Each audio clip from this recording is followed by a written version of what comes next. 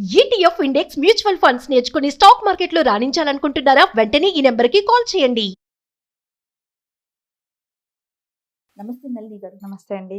నళిని గారు, రీసెంట్‌గా ఒక 3 డేస్ బ్యాక్ ఒక ఇష్యూ చూసామండి. మన ఆంధ్రాలోని మైలవరంలో ఒక తండ్రి ఇద్దరు పిల్లల్ని చంపేసి తను ఒక ఉత్తరం రాసి కనిపించకుండా పోయాడు. వాళ్ళకున్న సమస్యలతో, వాళ్ళకున్న ఇబ్బందులతో వాళ్ళు తనువు చాలిస్తున్నారో, చాలించినా, చాలించకపోయినా వాళ్ళతో వచ్చిన పిల్లల్ని కూడా తీసుకెళ్ళిపోతున్నారండి. ఎంత దారుణంగా, ఎంత కిరాతకంగా అంటే మైండ్ సెట్ ఏ రకంగా ఆలోచిస్తోంది, అసలు ఎలా మాట్లాడుతున్నారు, ఎలా తయారవుతున్నారు, సొసైటీకి ఏం అందిస్తున్నారో అర్థం కాని విషయం. ఇలాంటి ఇన్సిడెంట్స్ మనం చాలానే చూసాం. ఈ మధ్య కాలంలో మరీ ఎక్కువగా చూస్తా ఉన్నాం. ఈ మధ్య కాలంలో ఎక్కువ చూస్తున్నాం. మీరు అన్నట్టు పిల్లల్ని చంపేసి వాళ్ళు చచ్చిపోవటం అనేది ఇంతకు ముందు ఇంతలా లేదు అసలు. ఏదైనా ఆర్థిక పరమైన విషయాలు వస్తే పిల్లల్ని చంపేసి వీళ్ళు చచ్చిపోవటం అనేది రీసెంట్ గా నెంబర్ ఆఫ్ కేసెస్ లో చూస్తున్నాం. అవునండి. దీనికి రకరకాల కారణాలు కనిపిస్తున్నాయి. అది దీనికి ముందే కొద్ది నెలల క్రితం ఒక ఇంటర్మీడియట్ లెక్చరర్ కూడా ఆర్థిక పరమైన ఇబ్బందులు ఉన్నాయని ఇద్దరు పిల్లల్ని చంపేసి భార్యాభర్తలు చనిపోవటం అనేది చూసాము. కిందటి ఇంకా నెల కూడా గడవలేదు, గుజరాత్ లో కూడా అలాగే ఒక బిజినెస్ ఫ్యామిలీ పూర్తిగా అప్పుల్లో మునిగిపోయారని మొత్తం అందరూ కారులో సూసైడ్ చేసుకోవటం గమనించాము. అంటే పెద్దవాళ్ళు మీరు ఆర్థిక ఇబ్బందుల్లో కూరుకుపోవటానికి అభశుభం ఎరగని పిల్లలు ఏం చేశారు, వాళ్ళని కూడా చంపేసి, అంటే ఎంత క్రూరంగా బిహేవ్ చేస్తున్నారంటే, అంటే ఇది క్రూరత్వమా చేతగానితనమా అంటే విపరీతమైన చేతగానితనంలో ఏమవుతుందంటే అసలు ప్రాణం విలువ అనేది మర్చిపోయేంత క్రూరత్వానికి దిగిపోతున్నారు. కరెక్ట్ అండి. ఇప్పుడు అంటే అసలు మనకేం చెప్తారు, నీ ప్రాణమే నీకు తీసుకునే హక్కు లేదు, ఆత్మహత్య ప్రయత్నం చేస్తేనే మనకి న్యాయపరంగా శిక్ష వేయాలని మన శిక్ష ఇది చెప్తోంది కదా. అంటే నీ ప్రాణం నువ్వు తీసుకునే హక్కే నీకు లేదని చెప్తుంటే అది ధార్మికంగా అయినా చూడండి, ఖచ్చితంగా మనం పుట్టే హక్కు మనకి లేదు, ఎప్పుడు చనిపోవాలనే హక్కు మనకి మధ్యలో అంతే, మధ్యలో జీవితం మాత్రం మన చేతిలో ఉన్నది.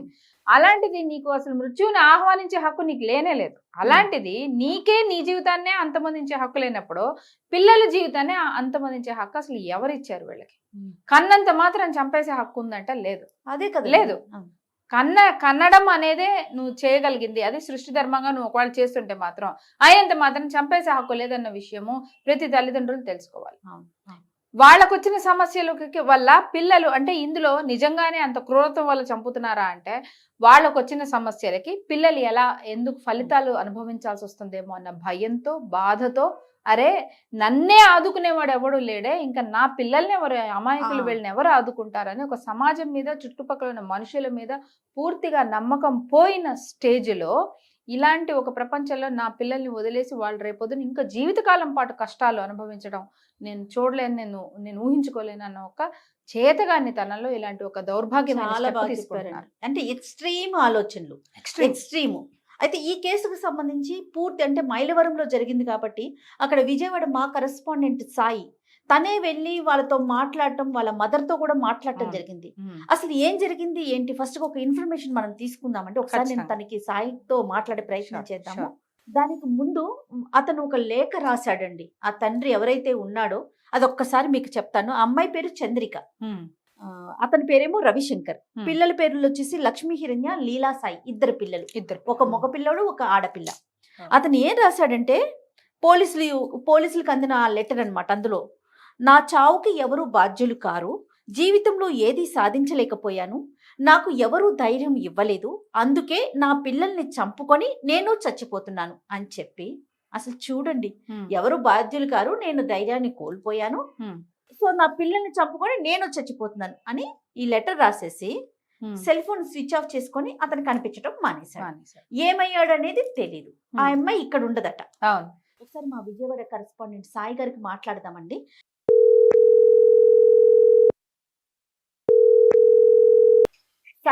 సాయి గారు నమస్తే అండి. నమస్తే మేడం.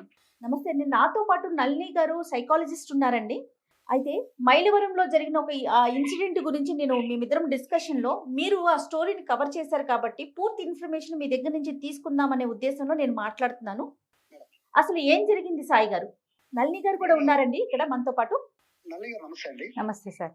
మనకి వచ్చిన సమాచారం మేరకు అక్కడ ఇద్దరు పిల్లల డెడ్ బాడీస్ ఒక రూమ్ లో ఇన్ఫర్మేషన్ వచ్చింది మేడం. సో వాళ్ళ కవరేజ్ కోసం మేము వెళ్ళాం. కన్న తండ్రి పుట్టినరోజు, పిల్లల పిల్లలకి బయటికి తీసుకెళ్లి పార్టీ ఇప్పిస్తారని చెప్పి, అలాగే మన ఊరు వెళ్తామని చెప్పి బట్టలు కూడా సర్దించుకుని, ఓకే. తీరా ఏం జరిగిందో తెలియదు కానీ రాత్రి తండ్రి ఒకడే బయటికి వెళ్ళాడు. బట్ పిల్లలు అది కూడా ఇంటికి తాళం వేసి వెళ్ళిపోయాడు. తల్లి పరిస్థితి ఏంటి సాయి గారు? తల్లి ఎక్కడ ఉంటుంది? తల్లి కొన్ని రోజులుగా ఆవిడ బెహ్రెన్ అంటే ఇతర దేశాల్లో ఆవిడ వేరే వర్క్ చేస్తూ ఉన్నారు. ఆహా. అయితే వీళ్ళకి ఆర్థికంగా ఇబ్బందులు ఉన్న నేపథ్యంలో తల్లి అక్కడ పనిచేసి పిల్లల బాగోగులన్నీ తండ్రికి అప్పచెప్పారు. అయితే తండ్రి కొంతకాలంగా అంటే అతనికి పనులు సరిగా దొరక్క అతను పిల్లల ఆలనా పాలన తనే చూడాలి అని ప్రస్తుతానికి ఇంట్లో ఉంటున్న నేపథ్యంలో పిల్లలు కూడా దగ్గరలో ఉన్న హాస్టల్లో చదువుకుంటున్నారు. సమ్మర్ హాలిడేస్ అని ఇంటికి వచ్చారు. ఇంటికి వస్తే ఈ 4 రోజులు కూడా తండ్రి తనతో పిల్లలతో పాటే ఉన్నాడు. ప్రతిరోజు కూడా పిల్లలకి ఫుడ్ కూడా తండ్రి తెచ్చి పెడుతున్నాడు. అయితే ఈ నేపథ్యంలో తండ్రి చెప్పిన మాట అంటే తండ్రి పుట్టినరోజు కదా అని ఆ వారం పిల్లలంతా కూడా రెడీ అయి ఉన్నారు, బయటికి తీసుకెళ్తాడేమో మా నాన్న అని. బట్ తండ్రి కాలయముడిగా మారి పిల్లల్ని చంపేస్తాడని అసలు ఎవరు ఊహించుకోలేకపోయారు. చుట్టుపక్కల వాళ్ళు కూడా తండ్రితో రెగ్యులర్ గా తిరుగుతున్నారు కాబట్టి బ్యాగ్ చేతిలో ఉంటే బహుశా తండ్రితో పాటు పిల్లలు కూడా ఊరెళ్తున్నారేమోనని భావించారు. కానీ 5 రోజుల తర్వాత ఇంటికి ఎప్పుడు తాళం వేసుకుంటే 5 రోజుల తర్వాత తీవ్రమైన దుర్వాసన ఇంటి నుంచి వస్తున్న విషయాన్ని గమనించిన స్థానికులు వెళ్ళి చూస్తే కిటికీలోంచి చూస్తుంటే కాళ్ళు కనపడ్డాయి బాబువి. సో ఇమీడియట్ గా తాళాలు పగలగొట్టి లోపలికి వెళ్తే ఇద్దరు కూడా చాలా దారుణమైన చూడడానికి కూడా కనీసము ఆ చుట్టుపక్కల లోపలికి వెళ్ళి చూడలేని పరిస్థితి. ఎందుకంటే పుట్టి పెరిగిందంతా అదే ప్రాంతం కాబట్టి అట్లా పిల్లల్ని అట్లా చూడలేని పరిస్థితి.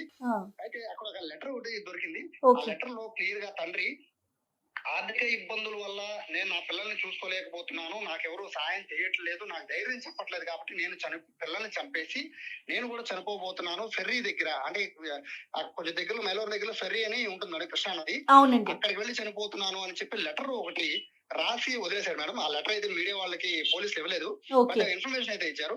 బట్ అందరూ కూడా ఏమనుకున్నారంటే పిల్లల్ని చంపేసి తండ్రి కూడా ఆత్మహత్య చేసుకున్నారు అనుకున్నారు. బట్ ఇవాళతో 10 రోజులైంది. ఫెర్రీ మొత్తం జైలు పెట్టారు పోలీసులు, కానీ ఇంతవరకు కూడా అతను ఆచూకీ దొరకల. బట్ అతను పారిపోయాడా, పారిపోవడం కోసం పిల్లల్ని చంపేసి పారిపోయాడా లేదా సూసైడ్ చేసుకున్నాడా అనే విషయం ఇప్పటికీ క్లారిటీ లేదు. కానీ తల్లి వచ్చింది, తల్లి సుమన్ టీవీతో మాట్లాడింది. నేనే స్వయంగా తల్లిని ఆవిడ ఏడుస్తున్నంత సేపు వెయిట్ చేసి, సో తల్లి ఎప్పుడైతే ఆవిడ కాస్త విశ్రాంతి తీసుకునే టైం దొరికిందో ఆ టైంలో వెళ్ళి ఇన్ఫర్మేషన్ అడుగుతుంటే భార్యాభర్తల మధ్య గొడవ లేదు, పిల్లలకి తండ్రి మధ్య గొడవలు లేవు, కానీ ఇలా ఎందుకు చేశాడో తెలియట్లేదు అని చెప్పి ఆవిడ బోర్న వినిపిస్తున్న పరిస్థితి. సో ఈ మొత్తం మీద అంటే తల్లి చెప్తున్న వివరాల ప్రకారం కూడా ముందు రోజు తల్లి డబ్బులు పంపించింది పిల్లలకి కొనిపెట్టమని పుట్టినరోజు సందర్భంగా, భర్త పుట్టినరోజు సందర్భంగా డబ్బులు ఇచ్చి మరి పంపించింది. కానీ ఆ రోజు సాయంత్రం వరకు బానే మాట్లాడిన ఎవరి భర్త ఉన్నాడో కానీ సాయంత్రం నుంచి ఫోన్ స్విచ్ ఆఫ్ అయిపోయింది. అయితే ఆమె ఏమనుకుందంటే పిల్లల్ని తీసుకొని బహుశా తన తండ్రి వాళ్ళ బంధువుల ఇంటికి తీసుకెళ్లాడేమో అని ఆమె భావించి 4 రోజుల వరకు ఫోన్ లిఫ్ట్ చేయలేదు. ఎందుకంటే తండ్రి తాలూకా వాళ్ళతో ఈవిడికి కొంచెం పడదు.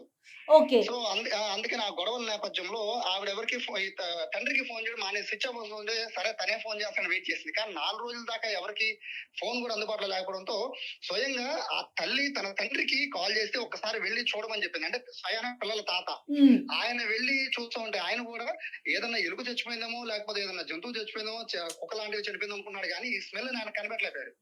అంటే ఫైనల్ గా ఈ విధంగా చూసేసరికి తల్లి బాధ అయితే వర్ణాతీతం. పిల్లల కోసమే నేను విదేశానికి వెళ్ళాను, పిల్లల కోసమే నేను కష్టపడుతున్నాను, అలాంటిది పిల్లలు ఇలా చేస్తాడని ఊహించలేకపోయానని ఆ తల్లి పడుతున్న వేదన అయితే ఎవరు కూడా అక్కడ కంట్రోల్ చేయలేని పరిస్థితి. ఇప్పటికీ కూడా మిస్టరీగా ఉంది ఏంటి అంటే అతను చంపేసి ఎక్కడికి వెళ్ళిపోయాడు, చనిపోయాడా లేకపోతే అతను పారిపోయాడా, అసలు పిల్లల్ని చంపాల్సిన అవసరం ఉంది. ఈ రోజుల్లో ఆర్థిక ఇబ్బందులు అన్నా కూడా వాళ్ళకి లక్షల్లో కూడా ఆర్థిక ఇబ్బందులు లేవు, కేవలం భార్య భర్త పిల్లలు బతకడానికి. పిల్లలు కూడా ప్రైవేట్ స్కూల్లో కూడా చదవట్లా, ఒక దగ్గరలో హాస్టల్లో చదువుతున్నారు. సో పైగా ఖర్చు కూడా పెద్దగా ఉండదు. మరి ఏ ఆర్థిక ఇబ్బందులతో చనిపోయారనే విషయం అయితే ప్రస్తుతం పోలీసులు ఎంక్వైరీ చేస్తున్నారు.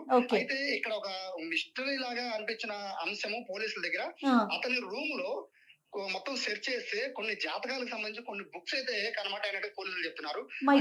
జాతకాలను ఏమన్నా నమ్ముతాడా, జాతకాలు అంటే పిల్లల్ని ఏమన్నా బలిస్తే డబ్బు వస్తుందని ఏమన్నా అనుకున్నారా, సో ఇటువంటి అంశాలపైన అయితే పోలీసులు. అయితే అతని గురించి చుట్టుపక్కల వారితో ఎవరితో మీరు మాట్లాడటం జరిగిందా సాయి గారు? వాళ్ళు ఏమన్నా చెప్పారా ఇన్ఫర్మేషన్ ఏమన్నా అతని మనస్తత్వం గురించి? స్వయంగా ఇంటి పక్కన ఆమెతోనే మాట్లాడాం, మా ఇంటికి పక్కన ఉన్న ఆమెతో మాట్లాడాం. ఆవిడ కూడా వీళ్ళ గురించి నెగిటివ్ గా ఏమి చెప్పట్లేదు, చుట్టుపక్కల వాళ్ళు ఎవ్వరు చెప్పట్లేదు నెగిటివ్ గా, అందరూ పాజిటివ్ గానే చెప్తున్నారు.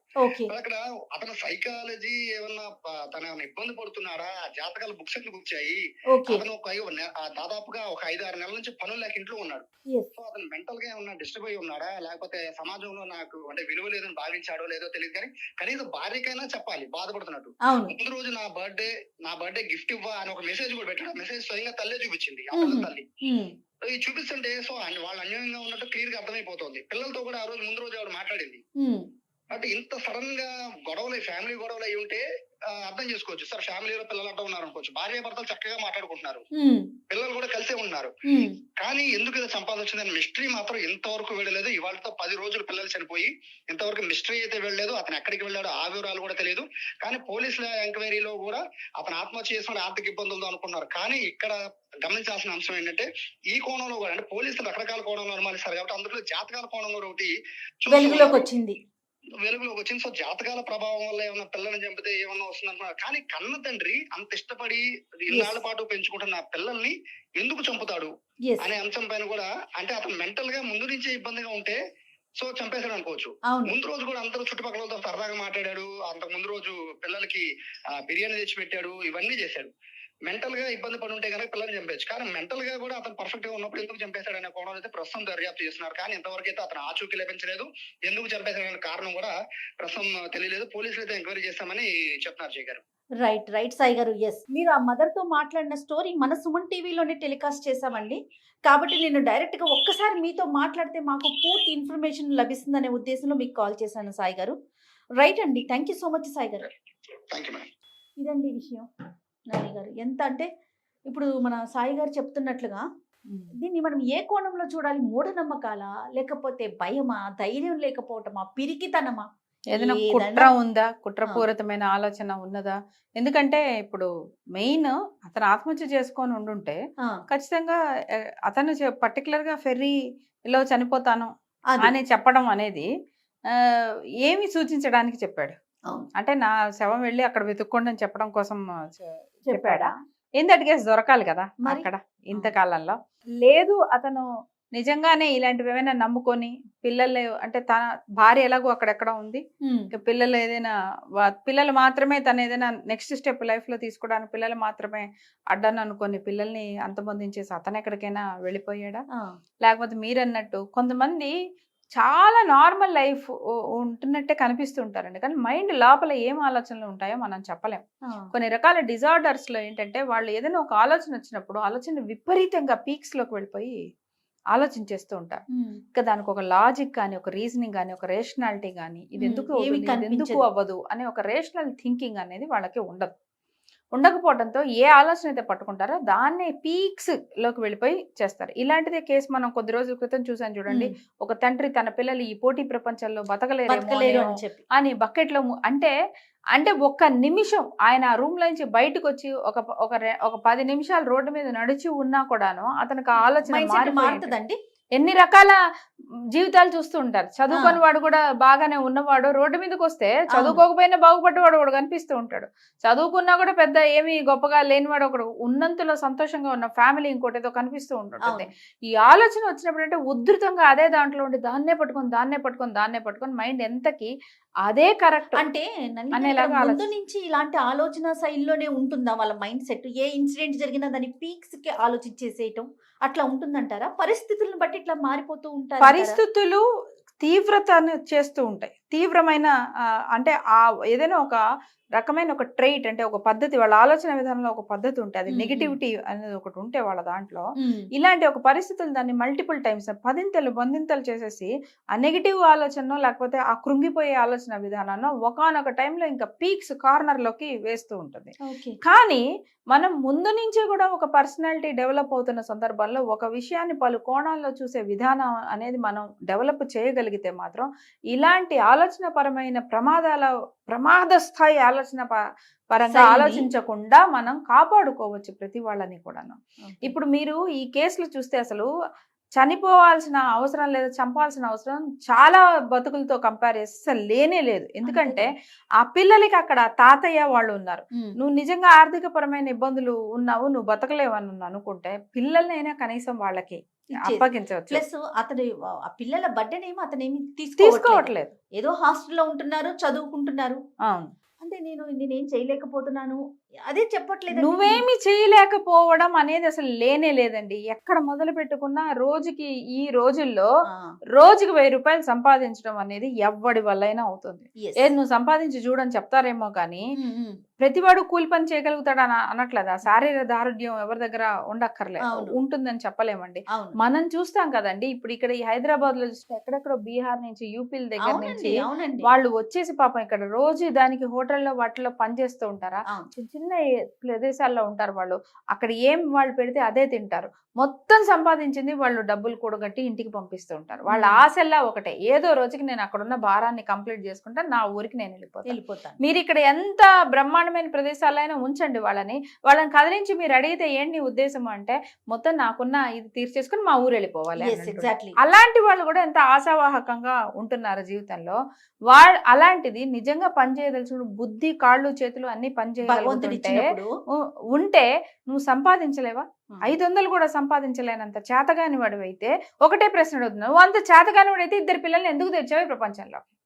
ఎవరైనా సరే మనకేంటంటే అండి, నారు పోసిన వాడే నీరు పోస్తాడని ఒక దిక్కుమాల సామెత ఒకటి పట్టుకొని మనము ఊరికే పెళ్ళయిందా అంటే వచ్చే నెక్స్ట్ కి పిల్లల్ని కనేయడం పిల్లల్ని. అందులో కూడా మరి ఒక కన్ను కాదు, ఓ పిల్ల కాదు, ఈ సామెతలన్నీ పట్టుకొని ప్రపంచంలోకి వీళ్ళని అమాయక ప్రాణులను తీసుకొచ్చిన తర్వాత వీళ్ళ పోషణ అనేది అప్పుడు ఆలోచించకూడదు, తీసుకొచ్చే ముందు ఆలోచించాలి. మనకు కూడా ఎంత కాదన్నా, ఎంత వెస్ట్రన్ భావజాలాన్ని మనం చాలా అనవసరమైన విషయాలు ఉన్నాయి, కానీ కొన్ని మంచి విషయాలు కూడా మనం తెలుసుకొని నేర్చుకోవాలనిపిస్తూ ఉంటుంది. ఒకళ్ళు భార్యాభర్తలు అయ్యారా, పెళ్లి చేసుకున్నారా అన్న వెంటనే పిల్లలు కనాలి అని అనుకుంటే మాత్రం వాళ్ళకి నిజంగా వాళ్ళ ఆర్థిక స్తోమత, వాళ్ళ ఆలోచన విధానం, వాళ్ళ మెచ్యూరిటీ లెవెల్స్ కరెక్ట్ గా ఉంటేనే వాళ్ళకి పిల్లల పోషణ, నిజంగా వాళ్ళకి పిల్లల పోషణ అనే బాధ్యత వాళ్ళు తీసుకోగలిగేలాగా మనం నిజంగా అలాంటి చట్టాలు చేసుకోవాలి. మనం అలాంటి అట్లీస్ట్ వాళ్ళకి అవగాహన వచ్చేలాగా చెయ్యాలి అనేది నాకు అనిపిస్తూ ఉంటుంది. ఎందుకంటే మన దేశంలో మనం పిల్లల మీద ఎక్కువ ఇన్వెస్ట్ చేయట్లేదండి. పిల్లల బాగోగులు, పిల్లల బతుకున్నారా, పిల్లలు బాగున్నారా, వాళ్ళ మీద సేఫ్ గా ఉన్నారా లేదా, దాని మీద చెక్ చేసుకునేవి మనం ఎక్కువ చేయడం లేదు. ఎందుకంటే వాళ్ళ వల్ల ఓట్లు రావు కాబట్టి. ఎంత బాధ అనిపిస్తోందండి, ఎంత బాధ అంటే హృదయం కదిలిపోతాం. పిల్లల్లా అసలు అలా ఇప్పుడు ఇదే గానీ మీరు ఇంకో చోట జరిగి ఉంటే, ఇలాంటిది వేరే దేశాల్లో జరిగి ఉంటే ఆ తల్లిని కూడా అరెస్ట్ చేసి ఉండేవారు. నువ్వు ఎవరి ప్రాతిపదిక మీద 2 పిల్లల్ని పెట్టి పంపించినప్పుడు పోషణకి ఏమని ఆలోచించు అంటే, ఇక్కడ తల్లిని తప్పు పట్టమని కాదు నా ఉద్దేశం, కానీ అక్కడ మెచ్చుకోదగింది ఏంటంటే అతను అలాంటి ఆర్థిక పరిస్థితుల్లో ఉన్నాడన్నప్పుడు పిల్లలైనా బాగుండాలని ఒక్క మంచి ఉద్దేశానికి కదా పాపం అమ్మాయి దేశం కాని దేశం కదా, ఎన్ని చదువుతుంటారు, ఎన్ని వింటూ ఉంటారు, వేరే దేశాల్లో ఎన్ని రకాల థ్రెట్స్ ఉంటాయి, అయినా ధైర్యం చేసే అమ్మాయి వెళ్ళిందంటే ఒక ఆడదాన్ని చూపించగలిగిన ధైర్యం ఈ మగవాడు చూపించలేకపోయాడు. అది సిగ్గుచేటు. పోనీ అలాంటి వాడు జీవితాన్ని పోరాడతాడా లేదా పక్కన పడేస్తే, పిల్లల్ని ఎందుకు ఇట్లా చేశాడనేది క్షమించరాని నేరం. ఆ కంసుడు ఎప్పుడు శ్రీకృష్ణుడు చంపుతాడని ముందు పిల్లలందరినీ పైశాచికంగా చంపేశాడంటే అట్లా ఎట్లా చంపేశాడని మనం అనుకున్నాం, కానీ తండ్రులే కంసులు అవుతున్న పరిస్థితులు మనం ఈ రోజుల్లో కూడా చూస్తున్నాం. సొంతగా కన్నా ఇది ఎంపతి అనేది లేకపోవడం, సానుభూతి అనేది లేకపోవడం, ఆ ప్రాణాన్ని తీసే హక్కు మనకి లేదు అనే ఒక విషయాన్ని గమనించకపోవడం. చాలా కఠినమైన శిక్షలు విధించాలండి. ఇలాంటి చర్యలు తీసుకుని ఇలాంటి చర్యలకు పూనుకునే వారిని. అవును, అంటే వాళ్ళు ఉంటే ఏదైనా ఏదో ఒకటి చేయొచ్చు. ధైర్యమే లేనివాడు వాళ్ళని చెప్పి తను కూడా అంతే కదండి.